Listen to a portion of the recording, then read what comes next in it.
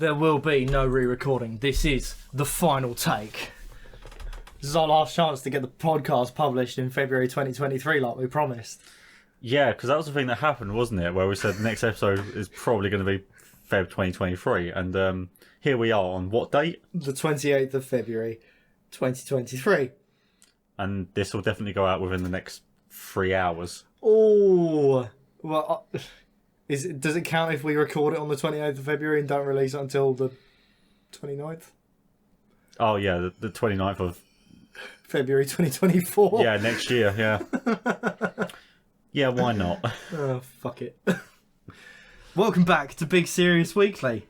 It's a show that isn't big. Isn't serious. Definitely not weekly. What were our names last time? And do we still have them?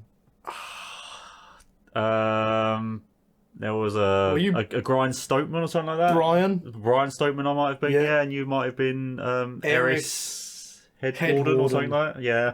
Yeah. Which one of us was the spy? I can't tell you that. I see.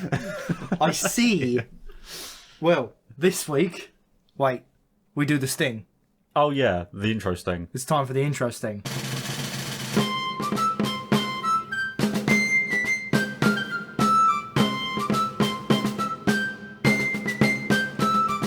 There it is. That was it. Isn't it wonderful?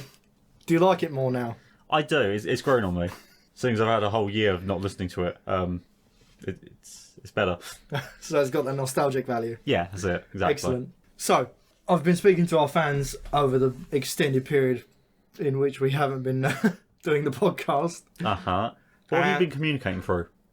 Dating apps, mostly. So, like, they're chatting on Tinder to you about how much they love the podcast? Yes. Okay. That would explain why I haven't seen any comments saying, "Oh, we love this show," because I don't have Tinder. So fair enough. No, it's mostly my relatives. Oh, yeah, that's pretty normal, isn't it? Now we have two names for today. The first one is Doobie Greenman, and also Jiminy Pickett. Yes, and we must devise a competition to discern who gets what name. Great. And what competition is that? I was thinking, who can name the most Final Fantasy 13 characters? I haven't played Final Fantasy 13. Nor have I. Cool.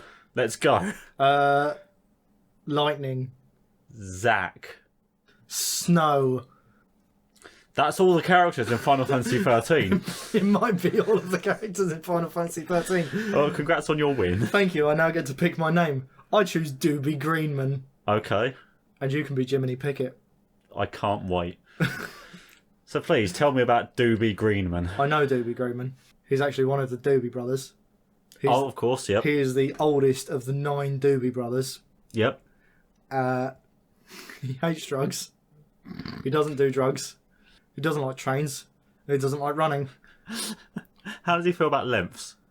Lengths? Yeah, like, if you had to pick, whether it's, short or long, where would he pick? About 25 metres, because he's actually been doing a lot of lengths recently, because he works as a pharmacist and he's been training for a fun run. Okay. He hates drugs, so he works as a pharmacist. Yep. He doesn't like trains. Doesn't like trains, but he's training. He doesn't like running, but he's doing it for charity. I see. I'd like to quit this recording already. This is amazing. Welcome back to the podcast. Tell me about Jiminy Pickett. Ah, yes.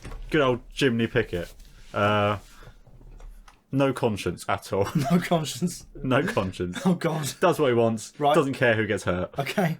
Quite often seen tearing down his neighbour's fence. What kind of fence? It's just one of those, I don't like regular, just full wooden panel, so you can't see through it. Where you buy the panel from B&Q and slide it in between the two. Yeah, between the two cement posts or whatever it is. Yeah, it's those. We're English, we don't have any other type of fence. You know, bow top fencing. I don't know what that is. Well, it's the metal railings with the top that hoops over. Oh, okay. Yeah. You have palisade fencing, which is lots of vertical spikes. You know what? Fair enough. Yeah. Well, he hates most fencing. He'll tear it down. Right. How does he feel about sword play? That's sword play? Yeah, fencing. I see. Loves it. Yeah? Yeah. Well, it's like a free opportunity to like stab someone, isn't it? So, if Jiminy Pickett had one free murder... if he had one free murder, he'd use it, and then he'd just commit murders that aren't free. Oh, I see. Yeah. Do you think he's already done that? It's likely, isn't it? Like, honestly, I think it is. I think we're talking about some kind of dangerous psychopath here. Well, clearly. Who goes around tearing down fences for starters? Other than, I don't know, maybe the council. Yeah. Housing associations. Yeah, I suppose. Crack addicts. Yeah, I suppose anyone on their way back from like a Saturday night out probably thinks it's quite funny. Crack light addicts. Crack light addicts, yeah. Obviously have to be quite flimsy fences. Yeah. You don't get your full strength on crack light. No, you don't. It's close, but it's not quite the real thing, is it? It's not. It's really not. But we're still going to advertise it anyway, so... We absolutely are. But not today. Not today. I do not have a crack light advert today. Sad. It is sad. And on that note, I think we'll move on to our first article. All right. Once again, we're back to a clickhole. Yay! We love clickhole. This week's article is 5 signs your family has a secret second dad. Ever get the feeling that your family is hiding something from you? Though it may seem like something that only happens in soap operas, people withhold devastating secrets from their loved ones all the time. Here are 5 signs that your family has a second father they aren't telling you about. Number 1. Your whole family frequently goes on business trips without you. Does your family often take sudden business trips all at the same time, leaving you home alone?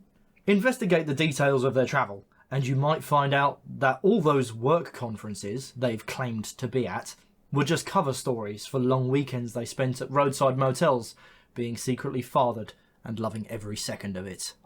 It says the potential for like your whole family to go out to get milk or cigarettes. We're going out to get milk and cigarettes. We're taking the whole family. Correct. Well, they all go out one at a time for different things, but like they never return. They all slowly filter into the car. Yes, exactly. It was like they all like one of them like drives to the petrol station or something, and then the rest like all walk up there separately, and they all just like meet at the petrol station, get in the car, and leave. Yeah, I expect they probably have to be quite secretive about it. Like, chances are they all go to a different destination at first, make sure they don't have any tails. Oh, I see. So they'll go to like a different place, and then like whoever's got the car picks them up, like does a roundup of them, and then like... Yeah. Because obviously they know Jiminy Pickett is a fucking psycho. So they need to make sure, number one, that he isn't following any of them, and that he hasn't sent anybody to follow any of them. Yeah, but like... So there's a sharp uptake in fencing contractors in the local area for a while to keep him occupied. And while he's busy ripping them down, they make their escape. They just all, like, as they leave, they, like, fence him in. It's like, yeah, that'll keep him busy for all of 5 minutes. Meanwhile, like, if it was Doobie Greenman, they could just all jump on the train. What's he going to do about it? Not get on the train. He fucking hates trains. Exactly. He's not going to run after you either, is he? So it doesn't even matter. Absolutely not. Number 2. Your family members have previously implied they want more dads whenever you've mentioned that you're fine with having just one dad. It's possible that your family has dropped hints that they aren't content with the number of dads they have now, even though you might be. Think back. Has your first dad ever mentioned how fun it would be to have another guy around to raise the kids and be married to your mum? Or has a sibling ever implied that they'd always hoped to have a family of 2 dads or more? Subtle comments like these could actually speak to a hidden desire for more dads that your family is acting on behind your back. Has your first dad ever mentioned how fun it would be to have another guy around to raise the kids and be married to your mum? I mean, to be fair, I don't know what it's like to be a parent, but it's probably quite stressful at times. It might be nice to outsource the dad work. Outsource the dad work. Yeah, that would be okay. I think that's a business idea. What would we name it? Rent-a-dad. Rent-a-dad. I've not currently got anything better than that. Yeah. But like, I feel like there's got to be something we can come up with. There's a real pun in there. Do we just go really basic? It's like, no, only dads. Only fathers. Only fathers. That's good. I like that. Thank you. That's all right. Yeah. Sweet. Only fathers. You heard it here, folks. We already have the patent. You cannot start only fathers without giving us a cut. Please give us a cut. Start the business together and share the losses. Number 3. Your family always has a convenient excuse, like all their phones being dead, for being unreachable on Father's Day. Our phones were all dead because we were so excited about Father's Day that we forgot to charge them the night before. None of us had service. Can you believe our phone carrier crapped the bed on Father's Day of all days? We didn't see your texts or calls. We were stuck in Father's Day traffic all day. Major red flags. The more elaborate the excuse, the more you can bet that they're simply lying about spending Father's Day with a dad they're not telling you about. You ever use any of those excuses on Father's Day? Let me think. I wish I could yes and it or no but it, but I simply have nothing. Oh. I'm sorry, I asked. Me too. Let me think. Dial tone. Yeah, no, I've never had an excuse to miss Father's Day. Yeah. I've pretty much always been completely bang on with it. Every time. Uh-huh. I've never forgotten it. I've never missed it. My performance on Father's Day has always been completely stellar. Yeah. That's nice. I don't have any secret fathers. Yeah. I have a daddy, but that's something different. We all have a daddy. Whilst we're here, and you're talking about how you're always on point with Father's Day, do you want to give a shout out to your father? One of the few people who listens to this podcast. Yeah, actually. Yeah, thanks for listening to the podcast, Dad. I hope you enjoy it. Yes, indeed. Thank you, Doobie Greenman's dad. Father of Greenman. Booby. Kubi. It started with my great-great-grandfather, Ayubi. I see, and passed down to Booby and Kubi and Doobie, and obviously your child will be Eubi. Ayubi. Stone cold sober, thinking of that name and deciding to put it on a child. What happens in many generations' times when you get to Zubi? Zubi. Well, what we do is we do what Microsoft Excel does and go into AA, AB, AC. So we have Ayubi, a booby, a Kubi, A Doobie. a doobie. A Doobie. He's going to be an acrobat. Very good. Still shit at reading PDFs though. Yeah, he'll rotate his view, but he'll never rotate a page. Not unless you give him money. Unbelievable. Number 4. You discover the Facebook account of a guy whose profile photo is him with everyone in your family except you, and he's holding both your parents' hands. This is one of the most common ways people find out their family has a second dad, and yes, it's one of the most devastating. Has that ever happened to you? Almost. Almost. It was only one of my parents' hands he was holding. Oh shit. Yeah, Which parent? my dad. Holding hands with a man Yeah, who was not your mother correct. or your dad. Correct. It's a weird one, isn't it? It is. It almost tore us apart. Did it? Yeah. How did your mother react? Basically said they're still only getting one Father's Day card. They have to share a Father's Day card. Yeah. I mean, it's better for the environment though. Well, yeah, I suppose, and it saves you like 50p from the garage, so that's nice. Do you know his name? Something really stupid, I'd imagine. Was it Alistair Dogleg? Oh God, no. Could it have been Nigel the Bastard? You know what? The name rings a bell. It could well be Nigel the Bastard. Nigel the Bastard. Number 5. Your family has a record of hiding other dads from you in the past. Even if you've caught your family playing flag football or baking cookies with a second dad before, and they've pleaded for forgiveness and sworn it would never happen again, it's always possible they haven't broken the habit just yet. Don't let yourself be manipulated again. You only need to find out that your family is hiding another dad from you one time to know that you deserve better. I mean, they're right. What, that you deserve better? Yeah, like, Good for you. yeah, Stand out for yourself. yeah. Who needs that? Like, just abandon your family if they have a second dad. Yeah. They'll be fine. Run away. Move to Toronto. Toronto? Yeah. Yeah, why wouldn't you? It's cold. It's America adjacent. Is America adjacent? There are people there, which means there are probably dads there, which could be a serious trigger for you. This is true, but like, I'm trying to think of anywhere that's warmer but has fewer people, because that's a difficult one. Other than the sun. I was literally about to say the sun. Yeah. It's like you can move further north, it'll be colder, but there'll be fewer people. Like start heading towards Alaska or Antarctica or something like that. But yeah, I don't think you have warm and fewer people other than the sun. A planet closer to the sun. Holiday destination of the year. What, the sun? Yeah. Who's that according to? Which newspaper? The Daily Star. I can believe it. Well, that's all the ways you could find out that your family has a secret second dad. I'm surprised he doesn't come to you and they don't just like send you away for a week. That would possibly make more sense. Like, oh, we be a bought you lot- tickets to Disneyland. It'd be a Off lot you go. cheaper. Yeah, right. Also, what like kid doesn't want to be sent to Disneyland on their own? Good point. But Your parents probably get subsidised heavily if you do a week in It's a Small World. it's like, yeah, we'll accommodate him, but he's got to put the work in. Come on. Pull your weight. I would like to add, while we're still on this article, have you seen the tags at the bottom? Business trips? No, they are at a motel with another father. Dad. Lion ass family. Second dad. Secrets and the families who have them. There's more. Wow. Your whole family hanging out with another dad behind your back and the signs that may be happening to you.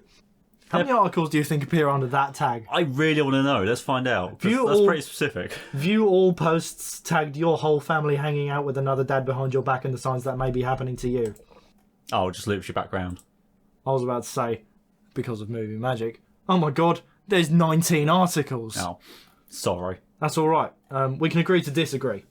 I mean, I think we've established before that I can't count, so nobody here at Big Serious Weekly can count. But hey, soon you'll be listening to this, episode 6. I think that's the end of the Clickhole article for the week. I think it might be. And now, I think we're on to OC Corner. Fantastic. Here we go. Where's my phone? Here is a section of the show where we write our own original content for the podcast. So that way, when we get the cease and desist letters in, we can still keep about 6 minutes of it. Today, I have written not a quiz, but a story. And this is the first instalment of, I don't know how many yet because, you know, I'm making it up on the fly, of the Tales in the Big Serious Weekly universe. Oh, yes, the old Big Serious Weekly, I guess it's not cinematic universe, the Big Serious Weekly auditory universe? Yeah. Oral universe, yeah. AURAL, that yeah, is. obviously. Big Serious Weekly suck job universe. Incredible. Are you able to read this? Is it too big or too little? I don't like having to tell you this, but it's too little. I get that a lot, don't worry. Can you read that? That is great. Just about readable, yeah. So, I have 4 characters in this story. 4. And you get to pick a pair. The first pair you can pick is the narrator and the girl. Yep. Or the 2 guys. Uh-huh. Now, the narrator has the most lines, by far. Well, that's your job then, isn't it? Great. Plus you do a better girl's voice. Oh, do I? Yeah, probably. It's nice of you to say. We'll find out when we get there. Alright, love. I'm going in completely blind. What do you mean completely blind? You wrote it. I'm going in completely blind to the character's voice. Oh, okay. I haven't tried the character's voice Right, yet. okay. Could have done it in the car on the way over. Didn't. Oh. Instead, I listened to... I don't remember what I listened to. It wasn't funny, so I probably won't mention it. It was the last episode of this then, wasn't it? This story is called Nigel the Bastard Goes on a Date. Nigel the Bastard is going on a date. Tonight, he has decided to wear his blue skinny jeans, an unironed white dress shirt with the sleeves scrunched up to his elbows, and a pair of white Springbok trainers. He brushes his teeth, puts on his Sausage by Dijon aftershave, and steps out into the night. The walk to his car is chilly, but he has other things on his mind. The Sausage tagline plays in his head as he takes a seat in his 2011 Schlong Mayo SP. Sorry, continue. You can read this next bit. Sausage, he says to himself in his most suave, debonair voice. A fragrance for bastards. It is among the most profound things he has ever seen on television. The drive to the local Mean Bling chain restaurant / nightclub is short and pleasant, and Nigel is not slowed down by red lights or passing pedestrians. Radio 1 is sufficiently loud that he cannot hear the angry screeching. Cut to the restaurant. Nigel sits down opposite his date, who arrived unfashionably early and is unfashionably dressed. He immediately knows she's not his type, but she doesn't mention it, so he steers her into agreeing to split the bill straight down the middle before ordering the mixed grill. While they wait for the food, he checks his phone and at one point gets his date to touch his arms and see how firm they are. The waiter suffers in silence while Nigel complains about his food. Nigel gives the waiter a good dressing down, suggests his parents, who were probably siblings, should have raised him better, and sends him scurrying off with a cold 16-ounce steak that Nigel had ordered blue. The waiter sits there turning increasingly red. His confidence plummets, and he wishes he had become a dryliner like his big brother Matt. He wishes he were anywhere else. He wishes and wishes and wishes, scrunching up his eyes against the tears and balling his fists up, and then Nigel finally tells him to fuck off. It's time for Nigel to address the elephant in the room. Alright, love. Look a bit different to how you did in your cringe profile. Sitting across the room, having just finished picking at her soup with her fingers, is Rosetta Spoon, who guiltily takes a sip of her WKD Blue. Yeah, sorry about that. I find my face is so narrow and my eyes are so close together that I have to use a wide-angle lens up close to make it look like I'm looking in a straight line. For fuck's sake. Yeah, well, I suppose you get 50% off glasses. I don't wear glasses. My optician says my eyesight is superb. I can read things really, really, really far away. Well, what's that say over there? What? I don't know.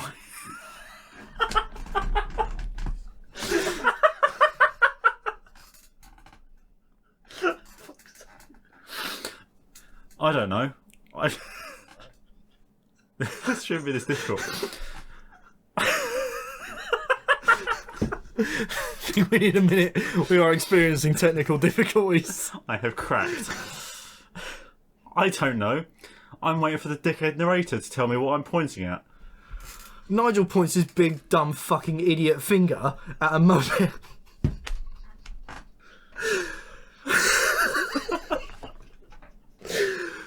At a moped sat under a streetlight on the opposite side of the road. Specifically, the blue and white wrapper tucked into the cubbyhole in the front fairing. Oh, that's easy. It says crack light. Fuck off. I'm gonna go and check. Nigel gets in his car and goes...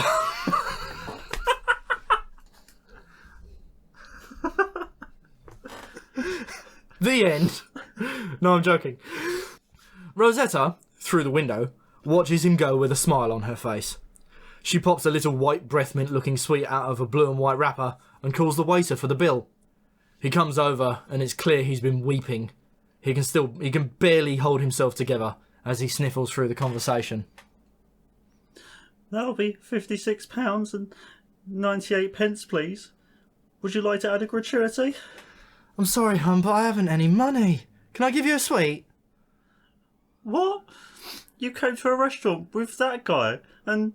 Rosetta eyes him dangerously and he shuts his trap again as the tears start anew. She fishes her crash helmet out from underneath the table and walks out with a swagger. He resorts to looking at his feet as she leaves. After his second round of verbal abuse of the night, having been shouted at by the manager, Johnny Dreggs steps out of the restaurant cum nightclub. He has been sacked and is no longer a waiter. Rosetta is sat on her moped, swiping through her cringe profile. What do you think you'll do now, Johnny? She offers him a sweet in a blue and white wrapper. He takes it.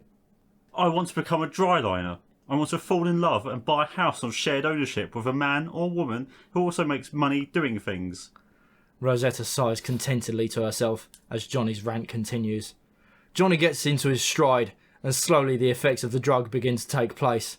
His voice sounds powerful to him. He feels strong. His vision widens to being like a fisheye lens. He stops for a moment, hearing his pulse pounding in his ears. He looks at Rosetta. With the fisheye lens vision, she is the most beautiful woman he has ever seen, and he can read the tagline on the wrapper she is sucking on. Crack light. A drug for romantic people with highly questionable morals. Was this just an advert for crack light? It was an advert for crack light. Bollocks. Did you like it? Yeah. Unfortunately, I did. Yes! Yes!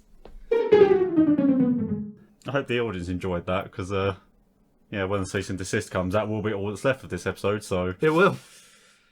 Buy crack light. Buy crack light. Well, Florida man. Oh no. Florida man of the day. 28th of February. Let's go. You can take this one, Jiminy, seeing as I did the narration for the last bit. Florida man who allegedly threatened family with Coldplay lyrics ends standoff after SWAT promises him pizza. Evan Macleod, police say, turned himself over to SWAT team negotiators in Pensacola, Florida, on Tuesday after being promised a slice of pizza. A Florida man accused of threatening his family by texting them Coldplay lyrics and warning them of retribution from his Nazi prison associates was persuaded by police to end a standoff in return for a fresh slice of pizza, reports say. Evan Charles Macleod, under the belief that SWAT team negotiators were ready to hand him one of America's favourite foods, was taken into custody Tuesday following a 4-hour confrontation at a Pensacola home.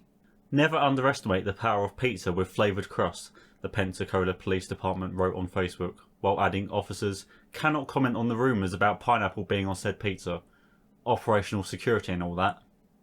It was not immediately clear if responding officers even gave Macleod a slice, but they did deliver him charges of resisting an officer without violence and aggravated stalking, according to the Pensacola News Journal. Oh, is this a tweet or a Facebook post? It's a Facebook post. Who made the pizza? It's Hungry Howie's Pizza. You can join Howie's Rewards. I like that join Howie's Rewards is in the same font as Borderlands. It is Borderlands. It's like a Borderlands pizza. A little bit. But with Pip-Boy on the front. Yeah. Do you think the pizza just contained a gun? Seeing as this obviously took place in the Borderlands universe. But yeah, naturally it would, wouldn't it? Yeah. Or just, just ammo. Just ammo. It's usually what you get from like the pizza boxes in Borderlands. It's like Just ammo. The newspaper says the incident unfolded after police initially responded to a call about a possible battery and reportedly learned Macleod had barricaded himself inside a room at the home. The suspect, it added, had called out that he had a gun to his head and he was not going back to prison, no matter what it took. After numerous attempts to lure Macleod out of the room proved unsuccessful, SWAT was called in and they deployed the big guns, the promise of pizza. Prior to his arrest, Macleod was wanted by police for aggravated stalking. The Pensacola News Journal reported, with his stepmother claiming in February that he had held a knife to his grandmother's throat and threatened to kill her. My God. An arrest report viewed by the Pensacola News Journal also said Macleod has previously threatened to harm people by telling them that his Nazi associates from prison would pay them a visit. That's a pretty big threat. Macleod's family eventually cut off communications with him, but not before he sent them one text with the Coldplay lyrics, "Lights will guide you home and ignite your bones, and I will try to fix you," the report said. The lyrics from the song Fix You were meant by the band to be uplifting, though it's unclear how Macleod may have meant them. Surely there are more threatening lyrics than that. I mean, I don't know Coldplay songs well, but I would imagine so, yes. Although, I mean, just the line "ignite your bones," a little bit threatening. A little bit threatening. Police records say Macleod has served an 18-month prison term for battery on a person over the age of 65. His bond has been set at $100,000 and he is due to appear in court in 3 weeks, jail records stated. Well, wasn't one of our best Florida Man articles. That was We read the headline and thought it'd be hilarious, but it's actually kind of dark. a little bit. Can we lighten this up by finding more threatening Coldplay lyrics? I think we can. Let's find some Coldplay lyrics. In fact, let's see if somebody's already done the work for us. Top 10. Oh God, this is going to be like. It's my search history that's ruined. Go on. It's the keyboard into the microphone. I'm going to tell you what I'm going to search, and then I'm going to type it so I don't deafen you with keyboard sounds. It's going to say top 10 most threatening Coldplay lyrics. I mean, it brings us back to the Florida Man article, interestingly enough. Shit. Let's pick 4 songs and see what we find. Okay. What ones? Do we pick the 4 well-known ones like Yellow, The Scientist, Viva La Vida? Does Viva La Vida have words? It does, doesn't it? It does. I sang it at my live thing. Yes. I'll tell you what, if we scroll through this list, Yeah. just call out ones that look like they might be intimidating. Okay. Orphans. Where? Above Daddy. There we go. I think Daddy. Obviously. Shiver. Yeah. You could pick the last one. Always in my head. I think I want one more. Death and All His Friends. It's got to be Death and All His Friends. Right, let's see what these 5 Coldplay songs have to offer. I don't want a battle from beginning to end. I don't want a cycle of recycled revenge. I don't want to follow Death and all of his friends. Come over, just be patient and don't worry. Are any of those remotely threatening? I don't think so, to be honest. To be fair, you could abbreviate some of them or paraphrase. Yep. So if you just sent somebody a text with the word death, that would be pretty... Yeah, I mean, that is the way to get around it, or just follow death. But otherwise, yeah, not as intimidating as we'd hoped. Yeah. Alright, next one. So, orphans. Yeah, other than bombs going boom, ba ba boom, there's not a huge amount there. No. Boom, boom, car, ba ba, da car, boom, boom, car, ba ba, da car, boom, boom, ba ba ba, da car, boom. This quickly turned into a corn, which is that middleweight bit of Freak on a Leash. That came up in my Spotify today, and I nearly listened to it. Nearly. And then I didn't. So I don't know what Freak on a Leash sounds like. Ah. A bit like that in the middle. Fair enough. Missile Monsoon. Yeah, someone soon. She had eyes like... Oh, this could actually be pretty menacing. She had eyes like the moon, would have been on the silver screen, but for the Missile Monsoon. I don't really know what that means. Like, you know what a monsoon is? Some sort of weathery nonsense with water. It's rain. Yeah. Yeah, like warm rain. Warm rain. Yeah. Eyes like the moon, it's like, yeah, she had big, beautiful eyes. Would have been on the silver screen, would have been in the cinema, but for the Missile Monsoon. But it rained missiles. That's rough. Why did we choose to do this? Daddy. Won't you come and play? Daddy. Do you not care? Is there nothing that you want to say? I don't think we should feature any more Coldplay on our podcast. This is just too fucking sad to work with. Yeah. I'll always be waiting for you. That's menacing. That's intimidating. So you know how much I need you, but you never even seen me, do you?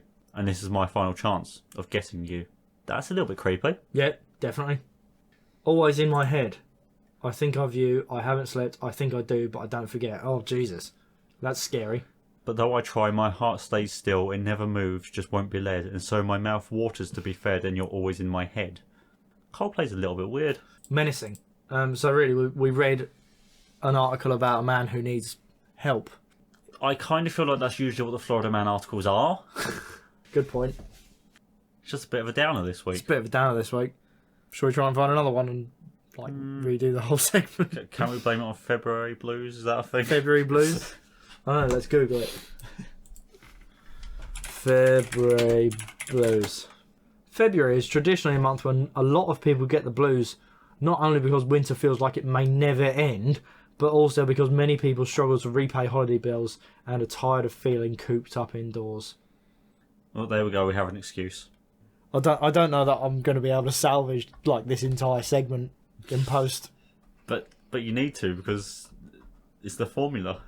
We must stick to the formula. We must stick to the formula. Fuck. I think it's time for our outro. Yeah, that's probably for the best. Yeah. And here it is. It's from you today. I mean, I don't really care for it, but we'll say it anyway. Okay. It wasn't raining when Noah built the ark. What do you suppose that means? It's on lifehack.org, so... Well, it's got to mean something good. No.